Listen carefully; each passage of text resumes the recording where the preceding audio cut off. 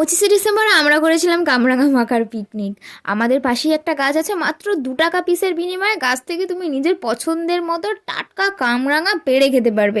তাই তো আমি খবরটা শুনেই দৌড়ে গেলাম, আর কামরাঙাগুলো দেখে তো আমি লোভ সামলাতে না পেরে ঝটপট পেড়ে নিলাম। কামরাঙাগুলো পেড়ে যখন ফিরছিলাম তখন দেখলাম গাছের নিচে এইভাবে কামরাঙা হয়েছে। তো যাই হোক, আমরা আবার আসার সময় আমাদের সসের পাতা কেনা 2 টাকাটা হারিয়ে ফেলেছিলাম, সেটা আবার কুড়িয়ে পেয়ে ঝটপট বাড়ির দিকে চলে আসলাম। বাড়ি এসে কাসুন্দি খুঁজে না পেয়ে ইউটিউব দেখে ঝটপট বানিয়ে নিলাম হোমমেড কাসুন্দি। সত্যি বলতে এই যে কাসুন্দিটা বানিয়েছিলাম, এটা না দোকানের কেনা কাসুন্দির থেকেও বেশি সুন্দর হয়েছিল। কাসুন্দি বানানোর পরে তো রিয়া একেবারে চেটেপুটে খেয়েই যাচ্ছিল কাসুন্দি।